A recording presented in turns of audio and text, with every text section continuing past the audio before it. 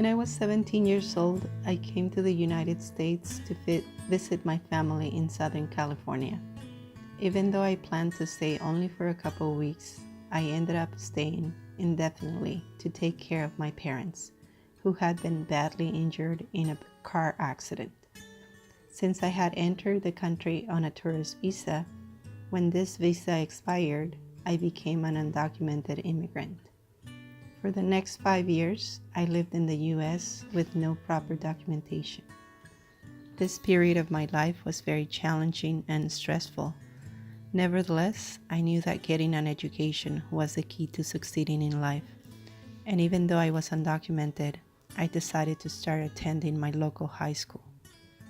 After 1 year, I was able to learn some English and get my high school diploma. After that, I enrolled in Palomar College. It was not easy because school was expensive and I did not qualify for federal financial aid. I had to apply for several private scholarships to help me pay for my college classes and textbooks. During this time, I focused on my studies, and that helped me not worry too much about my immigration status. However, once in a while, I was painfully reminded that I could be found out and picked up by immigration and sent back to Mexico. Every time I drove through the Temecula checkpoint, I would hear my heart pounding, and I had to remind myself to stay calm and act normal. I did not want the immigration officers to suspect me. Also, I could not travel to Mexico to visit my friends and relatives, because if I did that, I would not be allowed back into the country. The same was true for any travel abroad programs and other educational opportunities that require me to travel outside the state. I remember I had to tell my high school ESL teacher that because I was undocumented, I could not apply for a scholarship that would enable me to go to Washington, D.C. to learn about our political system.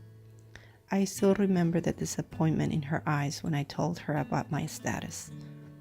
Although being undocumented represented a big obstacle in my life, I was able to overcome many of the challenges with the help of some of my professors and staff at college.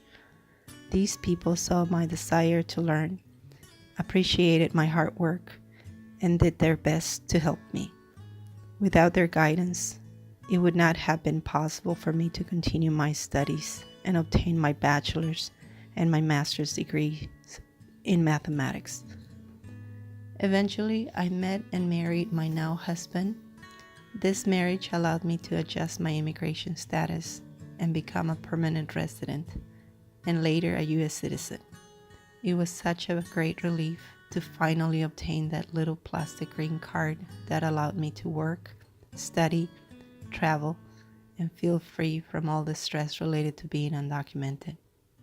I was then able to apply for and get a full-time teaching position at Palomar College as a mathematics professor. My journey from being an undocumented immigrant to becoming a full-time math professor at Palomar has taught me that one should never give up. The path of focus, hard work, and perseverance leads us to success.